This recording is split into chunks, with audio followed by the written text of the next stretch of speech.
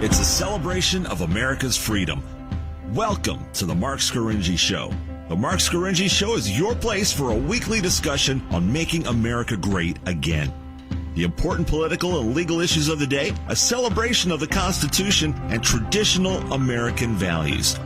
Marc is a practicing attorney, a former senatorial candidate, a Donald J. Trump-endorsed delegate, and a defender of the Constitution. His goal?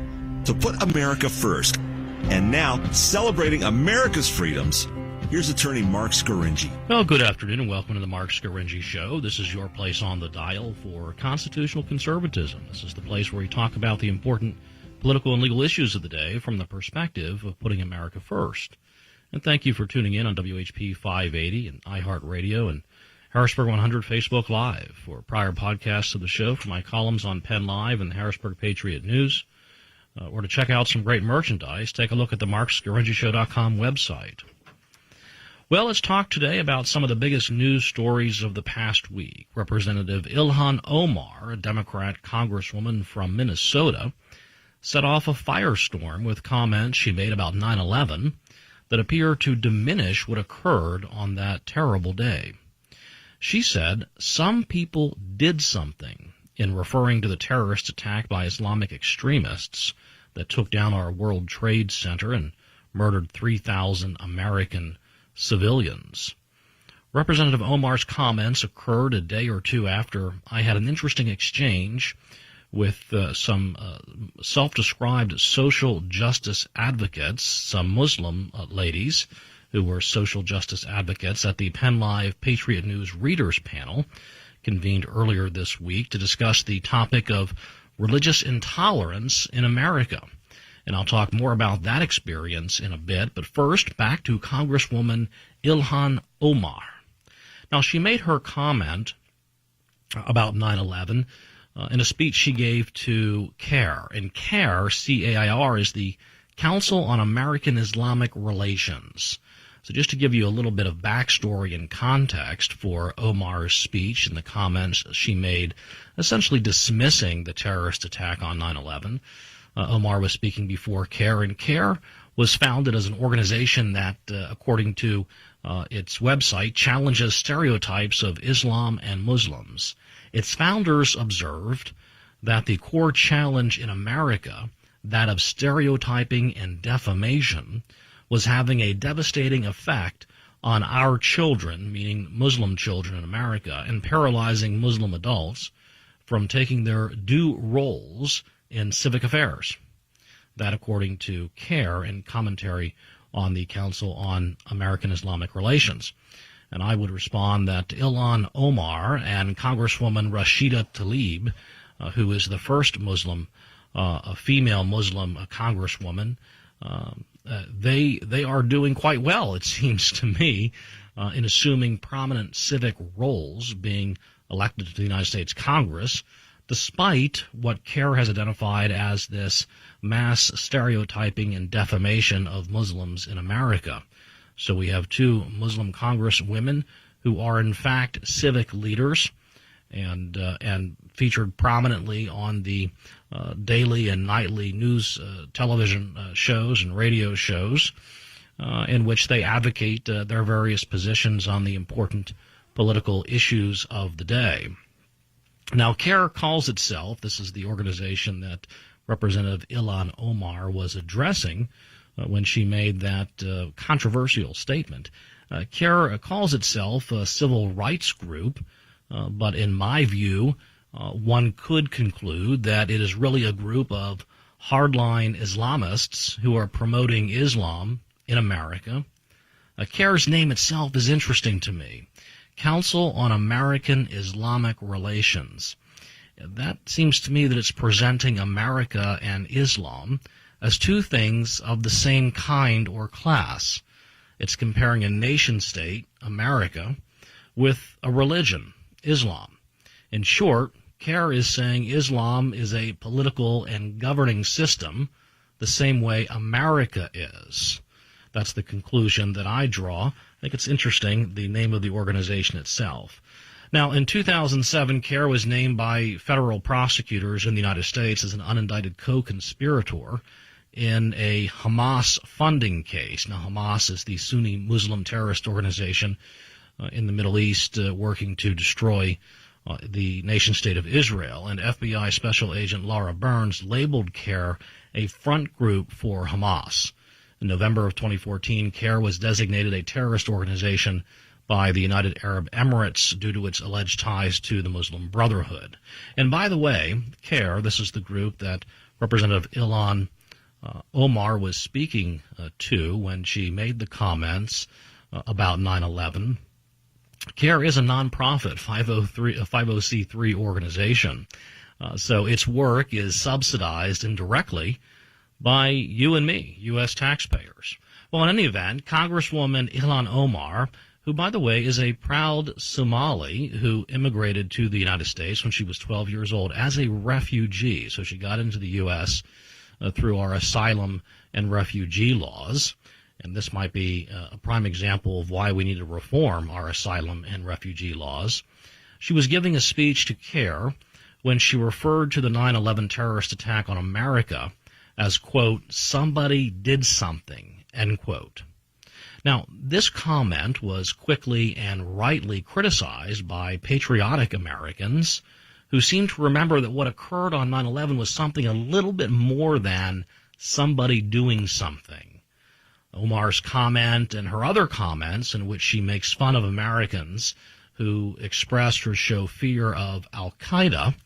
Now, that attitude one may find in various members of these organizations such as CARE and other Muslim organizations that are founded to spread and disseminate and promote the goals of their organizations. I'll tell you, I had a similar experience at the Penn Live Readers Panel earlier this week. Now, the topic there was religious intolerance. The comments by the members of the panel were, of course, focused on how bad President Trump is and how he's racist and white nationalist and a white supremacist, and how horrible it is here in America where we Americans exhibit so much intolerance toward the religions of others. We even had a short digression into how our forefathers tried to convert the Native Americans to Christianity. And so, yeah, we heard a lot, as we always do at conferences like these. We hear a lot about how bad America is and how intolerant we Americans are toward the faiths, religious creeds practiced by other peoples throughout the world. This is on par. This is par for the course at these types of panel discussions that I somehow get myself involved in. And this one at the Penn Live Readers Panel was basically 12 very angry liberals angry at America, and then you had little old me trying to stand up for our country and how wonderful it is on the whole here in America that we are such a tolerant nation, at least regarding the issue of religious tolerance and religious freedom, comparatively speaking, when you compare us to countries around the world. We'll talk more about this topic when we return from this brief commercial break. You're listening to the Marc Scaringi Show. HP 580. Now, more of Marc Scaringi on News Radio WHP 580.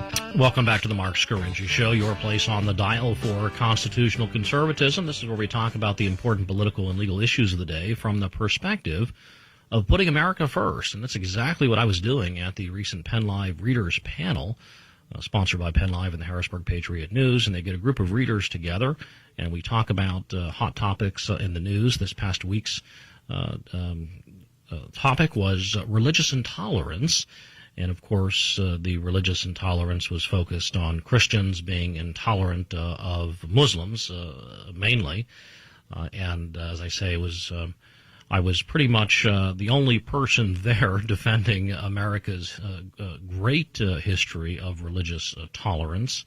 particularly compared to other nations around the world, and I should add, particularly compared to Muslim-majority nations around the world, where there isn't a whole lot of religious tolerance, but nevertheless, our Muslim friends on the panel, self-described social justice advocates, took the opportunity to really criticize America and criticize and condemn America for being a racist and intolerant nation. And to me, I don't know about you, but I get a little bit tired of being told America is fundamentally racist and intolerant. It seems like that is what is said at every panel discussion that I attend or every conference that I attend. And it's a little bit galling to have immigrants or recent immigrants come here and criticize and condemn America on U.S. soil. I thought these were immigrants are supposed to be U.S. citizens and proud to be Americans, and I wonder why they're here if America is such a horrible place to be, if it's so racist, and if it's so anti-Islam. I wonder why we have so many of our Muslim friends from around the world coming here. But anyway, I was too polite to say that, although I was thinking that. We conservatives are so polite and respectful of the views of others, and that's why we get run over by our liberal friends who could not care less about being polite and respectful and about having the facts to substantiate the positions that they just assert without any basis in historical fact or current event and evidence. Anyway, back to the reader panel. So I pointed out that the panel discussion was to be about religious intolerance. And we heard a lot during the panel discussion about how bad Donald Trump is. That goes without saying. That's always a part of any conference or panel discussion of this sort. But not one person there brought up the terrorist attacks on 9/11 or at San Bernardino, Orlando, Boston, and the many others. No one brought up those terrorist attacks, which I thought was a little odd, since the topic was religious intolerance. So I asked this question of the Muslim activists there on the readers panel, and I asked, was the attack on 9/11 an act of religious intolerance? Now, 2 or 3 of the Muslim activists responded to my question, but of course not by answering it. Instead, they lectured and educated me on the causes of 9/11, and then everybody went quickly back into how bad Donald Trump is. Now, at the conclusion of the readers panel, I remarked how disappointing it was that in the conference entitled Religious Intolerance, not one Muslim activist there who participated on the panel would say the attack on 9/11 or Boston or San Bernardino, Orlando, or the others was an act of religious intolerance. Their response, blaming America for 9/11, in my view, is an act of denial, similar to how Representative Ilhan Omar essentially is blaming America for the attack on 9/11 and dismissing it as somebody doing something instead of what it actually was. And it's denying the truth. And I marvel at Representatives Omar and Representative Rashida Tlaib and how they can claim so proudly and arrogantly, I might add, that they speak the truth and they speak truth to power.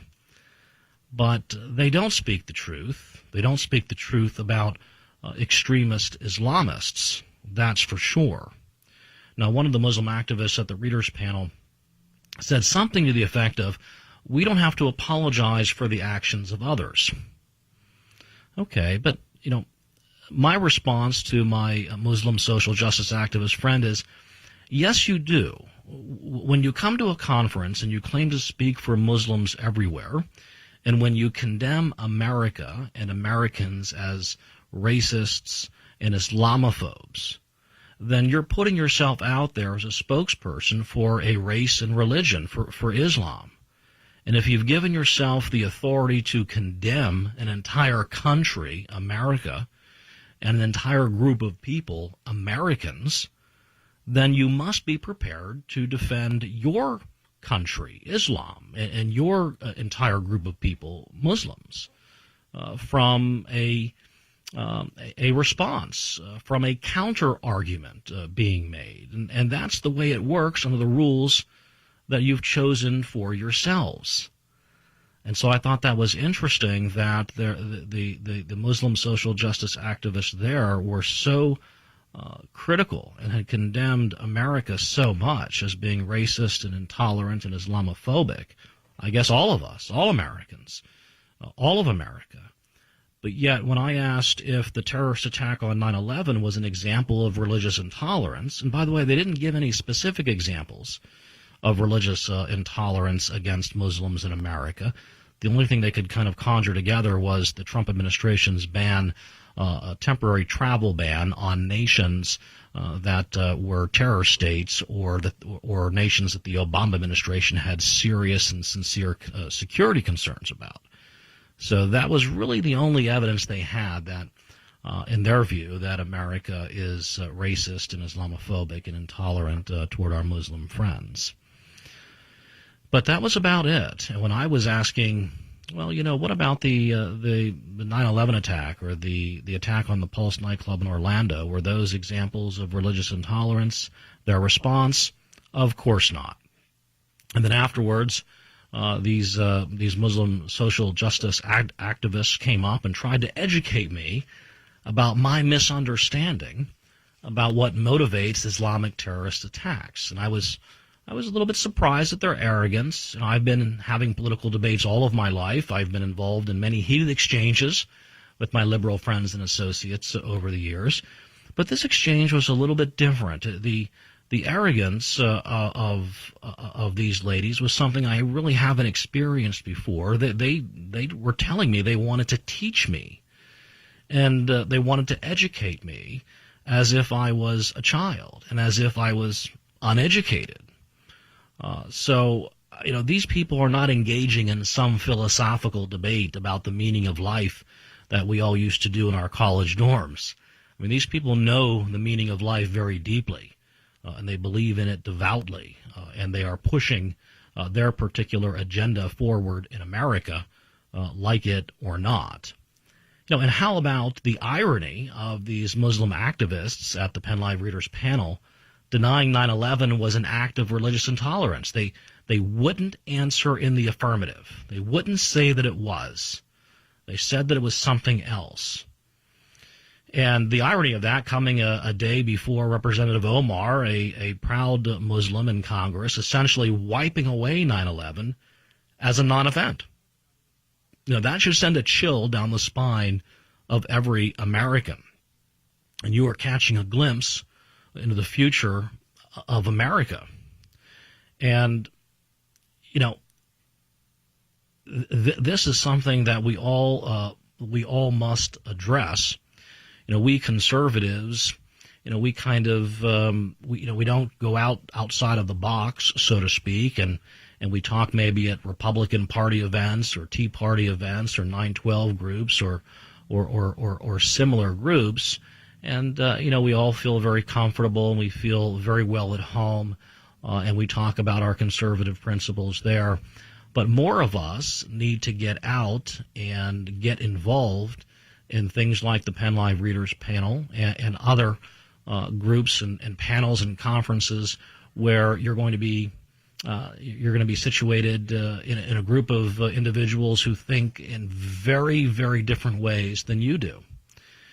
Because if I don't go to these groups, or if you don't go to these groups, my conservative listening friends, then our position, our principles, our beliefs, our story, our facts, meaning the facts, are not presented. And then the narrative is not disrupted. And the narrative, like if you turn on MSNBC or CNN tonight, you'll hear that liberal narrative on all things political. It permeates every word that is spoken or uttered on those shows. That's what happens at so many of these panels and these conferences that are called to address the important issues of the day. But too often, it's only me, or it's only a few of us who are out there engaged in civic discourse and in presenting our view. And so I was happy to attend, and I've attended several of these. I attended the migrant conference, I think that was 2 weeks ago, where, again, I was on the panel, and I was certainly the odd man out, and just about every question was directed at me, and some very heated comments were made about the position that I was taking, where I was disputing the idea that unlimited migration is a necessary good for America. We'll talk more about this topic when we return from this brief commercial break. You're listening to the Marc Scaringi Show. And welcome back to the Marc Scaringi Show, your place on the dial for constitutional conservatism. This is where we talk about the important political and legal issues of the day from the perspective of putting America first. And we're talking about the recent comments of Congresswoman Ilhan Omar when she was speaking before CAIR, the Council on American Islamic Relations in Washington, D.C. I think the speech she gave was a couple of weeks ago or a month ago, but apparently a video of it just surfaced, in which she was talking about the heinous and horrible terrorist attacks on America on 9/11 by the Islamic radicals and Islamic extremists of Al-Qaeda, sponsored by Osama bin Laden. And she referred to it as somebody doing something, which I thought was just absolutely remarkable. And she is a United States Congresswoman. She is representing you in the United States Congress. She's an American citizen, a Somali refugee who came in here through our extremely liberal asylum and refugee laws when she was 12. I'm not so sure the government of Somalia, if there is a government over there, was persecuting a 12-year-old Ilhan Omar, but nevertheless, I digress. She sits in the United States Congress, took an oath to the United States Constitution, but yet essentially denies what 9/11 actually was. And that should send a chill down the spine of every American. Let's open the phone lines, and we'll take some calls from our callers. Do you think the terrorist attack, I'll ask you the question, I'll ask my listeners the same question I asked those very nice and kind Muslim ladies, the social justice advocates, as they describe themselves at the recent Penn Live Harrisburg Patriot News Readers Panel. I'll ask you the same question I asked them, and I'd like to hear my listeners. I'd like to hear your responses. Were the terrorist attacks on 9/11, San Bernardino, Orlando, Boston, etc., were they acts of religious intolerance? So we'll open up the phone lines, and we'll hear what our listeners have to say. Steve from Mechanicsburg, you're on the Marc Scaringi Show. Hey, Mark. How are you? God bless you. I'm good, Steve. Bless you. How are you doing? I had a similar experience. A friend of mine invited me to his church to hear Muslims speak after 9/11. I assumed they were converted Muslims to Christianity. These were 5 colonels from the Army War College from Morocco, Qatar, Pakistan, Saudi Arabia, and another country. Was Turkey in there? Usually it's Turkey. No, I don't. No? May have been. Okay, go ahead. And they lectured us on the 5 pillars of Islam. Right. Not one of them would condemn the attacks. Right. At the end, when the question series was over, I stood up with my Bible in hand, and I said, "Sirs, gentlemen, would I be allowed, as you have come here to our country and to preach the 5 pillars of Islam, would I be allowed to come to your countries and preach the gospel of Jesus Christ with the same security that you have been allotted today?" What was their response? Now, well, the one fellow from Morocco said, "Yes, we teach Jesus and Mary too." And maybe Morocco's a little on the more on the liberal side. And a couple of the guys would not answer. I knew darn well in Pakistan they were burning Christians at the time, missionaries. There was a father and 2 sons that were burned to death in their station wagon because they were Christians. In Saudi Arabia, it is against the law to preach Christianity. And that was the kind of responses that I got, the mild response I got. And afterwards, there was an older gentleman there in the crowd who was a retired missionary. He walked over and that some of them guys lied to you. and I told him, I said, yeah, I knew that before I asked the question. But it's amazing that I don't know, somewhere down the line, I don't know who it was that said it, that the Constitution is not a suicide pact, but I think we better wake up, brother.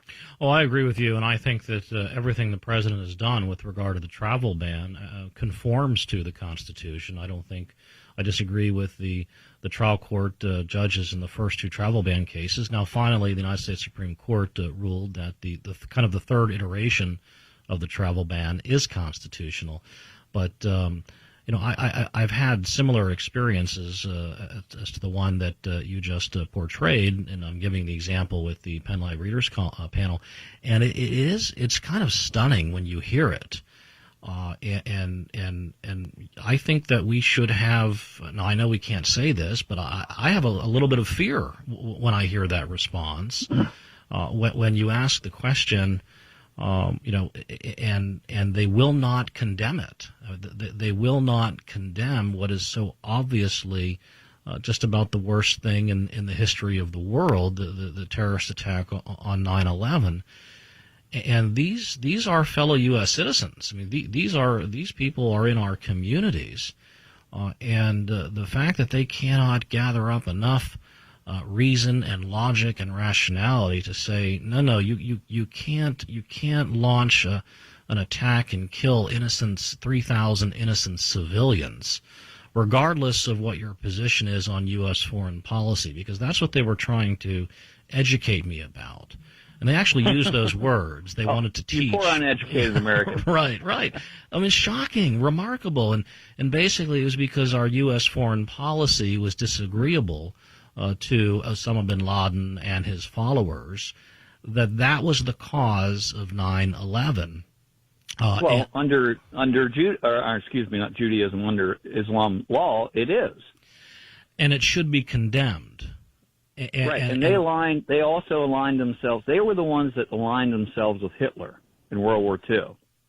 And it just drives me nuts when they continually call conservatives Nazis. Yeah, and how do we get to the place where we can all work together and live together and love one another in this beautifully diverse and tolerant society that we are living in, if you have such diametrically opposed views on what is a correct action, or what, in their view, the action was justified by U.S. foreign policy. In my view, the action was an unspeakable evil, an unspeakable atrocity.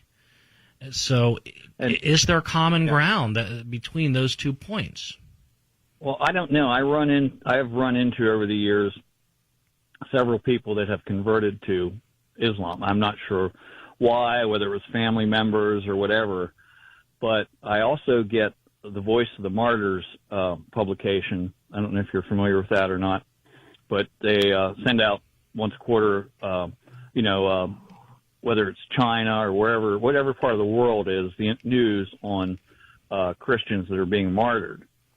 And where was I going with that thought?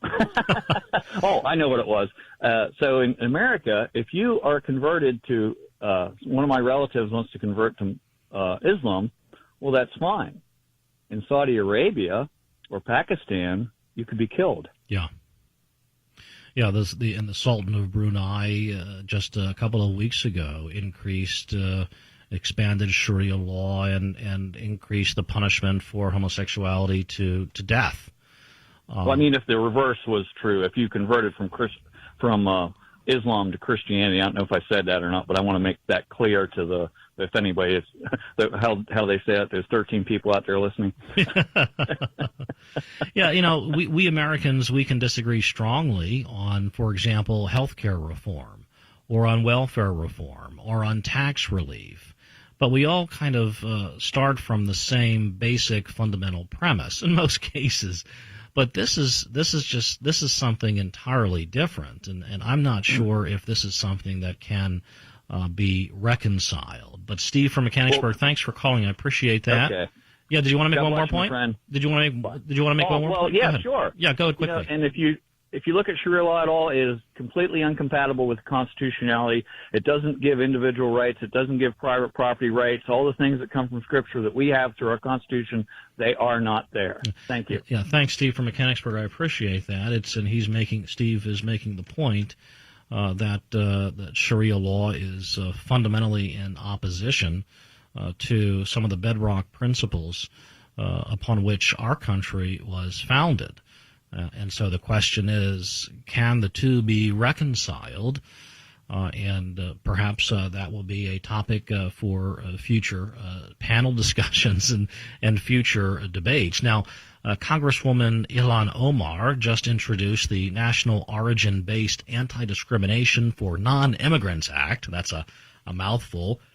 It goes by the name the No Ban Act for short. The bill seeks to end the Trump administration's travel ban, which targets Syria, Iran, Yemen, Libya, and Somalia, Ms. Omar's home country. So I wonder if there is a conflict of interest there by Representative Omar, who is introducing the No Ban Act to remove Trump's travel restrictions from Somalia, the country of her birth.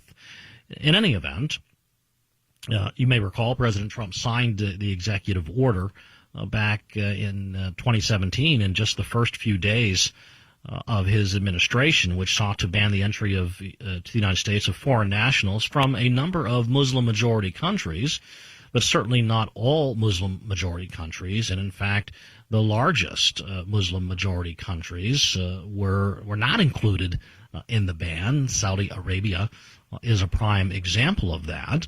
In any event, our liberal court struck down the executive order as well as subsequent versions of it until, as we discussed with Steve from Mechanicsburg, finally the third version of the ban was upheld by the United States Supreme Court last summer. And according to data from the Department of State, as many as 37,000 visas were denied last year alone following the ban, and that was up from 1,000 visas the previous year. So Representative Ilhan Omar and others in the Congress, Congresswoman Rashida Tlaib, another Muslim congresswoman in the United States Congress, they have written this bill to strike down President Trump's travel ban. But the interesting thing about the travel ban, which we will discuss when we return from this brief commercial break. You're listening to the Marc Scaringi WHP 580.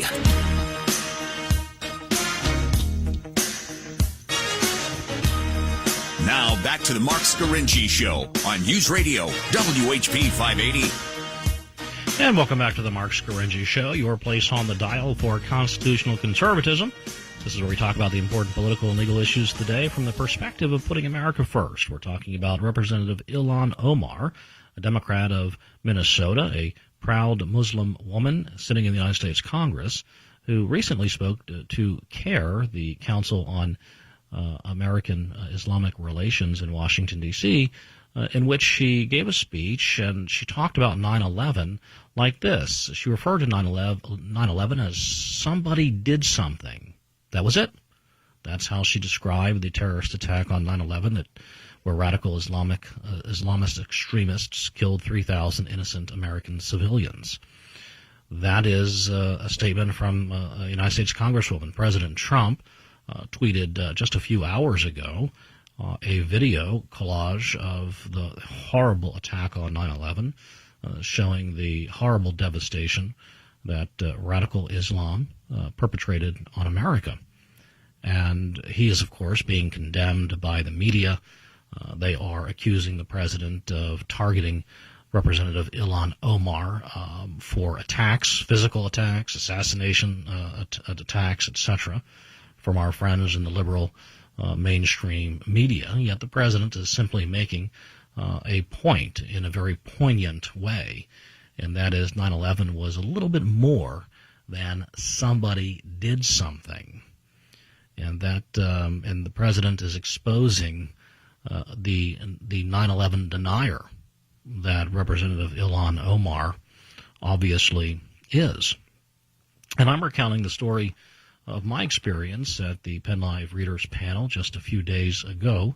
The topic was religious intolerance And, of course, the panelists were all condemning President Trump and calling him a racist, a white nationalist, and a white supremacist, And I was thinking, the topic is on religious intolerance, and yet we always go to our go-to that Trump's a white nationalist and a white supremacist and a racist. Of course, those are not about religious intolerance. They're fake allegations of a different type of intolerance or racial intolerance. But it seems like we never get away from those attacks. I mean, you can have a conference on tax reform, and our liberal friends would say Trump's a racist.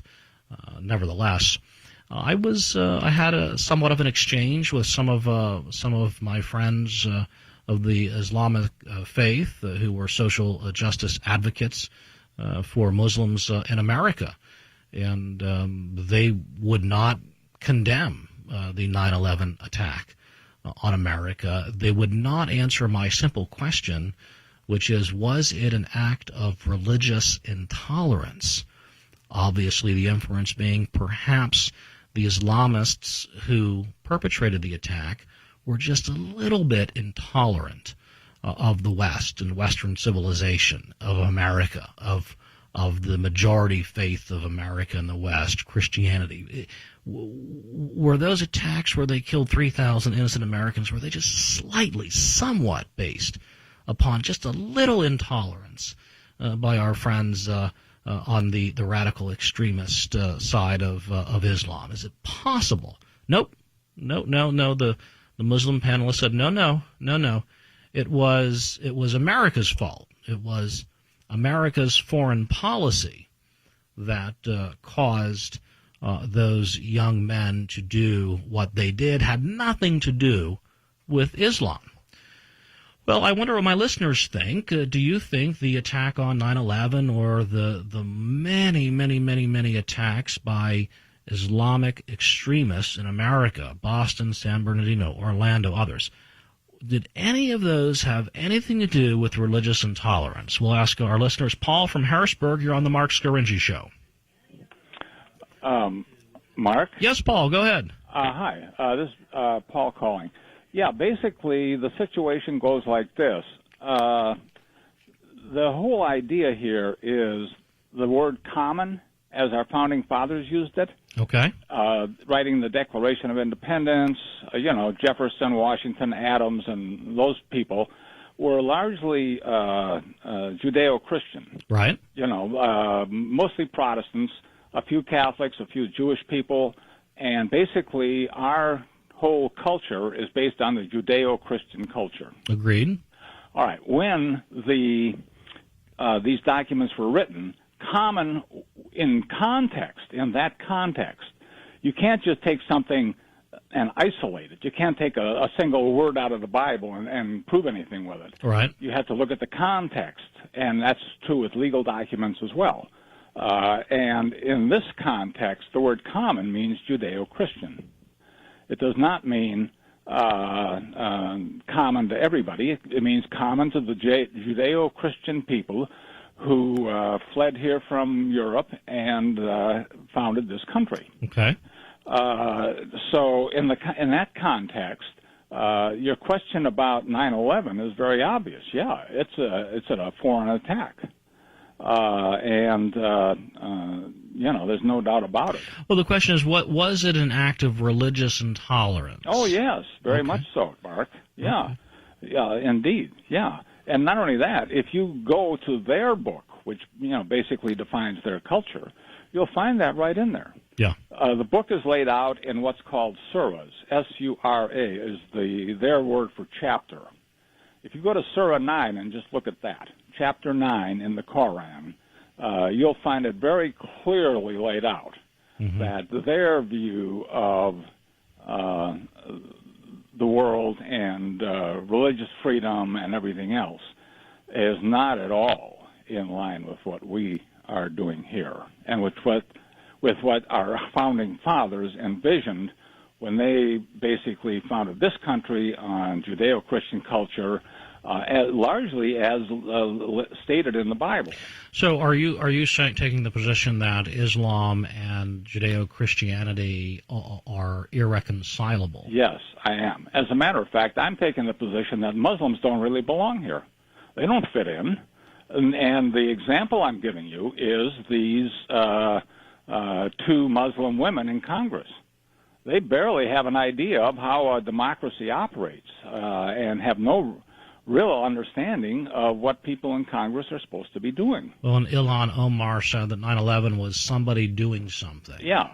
Well, according to the Quran, that would be perfectly justified. In her thinking, that's probably true. In her viewpoint, if you would take 9/11 and project it into the Quran culture, you would find that 9/11 is perfectly justified in Muslim thinking.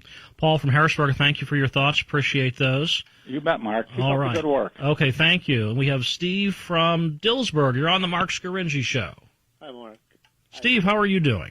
Very good, very good. Okay, and how about, will you give it a shot and answer the question, the terrorist attack on 9/11, was it an example of religious intolerance toward Christianity, toward the American people? Well, I would think it certainly is towards the American people and probably at odds with Christianity because, it wasn't in their country where we were trying to proselytize. They came to our country where we talk about Jesus and about, faith and freedom. And so they came to a distant land, to the hometown, so to speak, and tried to create a little bit of quite a bit of chaos here. And I think, it's interesting that they're bold enough, isn't it, to be able to do that in another country. And perhaps the American church could take a page out of that to do the same in our country. That is, not to, be violent or anything like that, but just to espouse, to talk about the great truths of the faith and how they affect it and why the laws and the Constitution and some of the foundational things here, whether it be Puritan work ethic, laws about human rights and that sort of thing. I think the American church, we have a great story to tell about a good kingdom, and it's an invisible one, and we need to make, to the degree that we can, make the invisible kingdom visible by talking about the great things that God's kingdom is about. And I think, we can take a page out of their book on the idea of being bold about it, and why shouldn't it be our delight to talk about the great topics of the day and to bring our culture on board with the founding and with some of those great principles. Well, Steve, I only have a few minutes left, and I'll ask you for a quick yes or no answer, like I see them on Congress doing all the time. Yes or no. So, do you believe that Islam is irreconcilable with a Judeo-Christian West? Well, they seem to say that it is. When you hear them talk, when they're in their home country, they're talking about getting rid of Israel and getting rid of America, the great Satan. So I think they would say that they're irreconcilable. That's why they're coming here to change us rather than allowing us to go there, and that's why they're so resistant to change over there. So I would say to the degree that they put it in those terms, they're pretty firm in what they, and I think we need to, be firm in our ways, yet we can be loving, kind, and gentle. But on the other side of it, we defend our own freedom. Well, Steve from Dillsburg, thanks for calling. Appreciate having the benefit of your views. To my other callers in the box there, I apologize. I'm not going to be able to get to you today. We've had lots of calls. I guess an important issue, at least one that generates a lot of thought and concern, where we have a member of the United States Congress, Representative Ilhan Omar, declaring to the world that something happened on 9/11.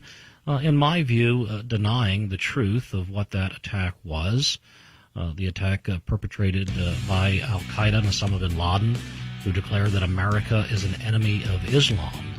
And so I think that instead of focusing on the lack of evidence of religious intolerance of America, we may want to focus on some obvious examples of religious intolerance in predominantly Muslim Islamic countries.